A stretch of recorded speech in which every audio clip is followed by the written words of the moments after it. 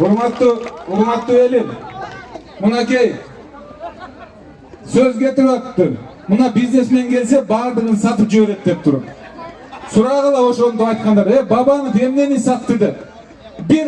Bir мамлекеттик мүлктү сатты деп айтып берсинчи, далилдеп.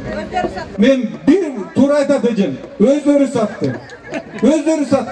Мен болсо Москвада вузду бүткөндөн кийин, менин атам пенсияда болчу, мына аталарым отурбайбы, карыган атам болчу. Өз аракети менен, маңдай терим менен бизнестен тыйынтыпыр таптым. Колумда бар. Ошон үчүн мен эч качан мамлекеттин мүлкүн сатып алган эмесмин.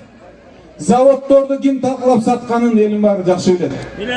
Элим баары жакшы билет. Премьер-министр болуп туруп, мен болсо жанагы кумтөр маселесин Бакиевдин заманында мыйзамсыз 16.000 гектар берилип кеткенин токтом менен жокко чыгарып, 16.000 гектар жерди мамлекетке алдым мен. Сурагылачы.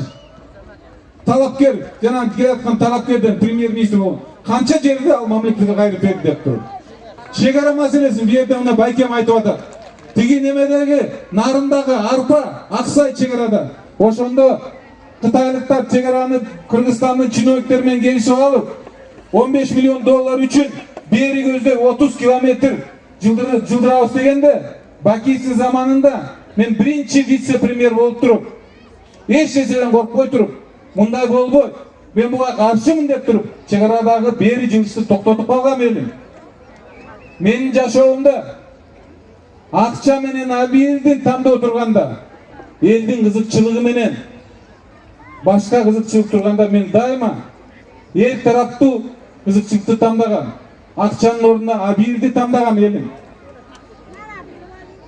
2007 жылы мен Социал-демократ партиясын жетектеген Атамбаев оппозицияда жүргөндө, бүгүнкү күндө социал-демократка очередь болуп, бүгүн социал-демократ деп кыйкырып жүргөндөрдүн бирөөнүн көргөн эмесмин элим. Мен эч качан бийликтин партиясында болгон эмесмин. Ошондо мени ак жолго чакырган. Мен жок, чындык бул жакта деп туруп, Атамбаевдин жанында турган. Бул жолу элим чоң бут келе атат элибизге. Чоң бут келе атат. Бул таңдоо жол келе атат элим.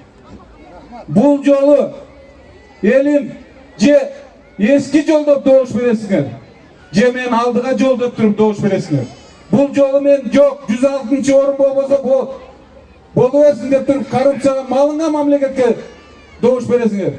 Же жок, биздин мамлекетке коррупцияда жок деген жолду тандайсыңар элим.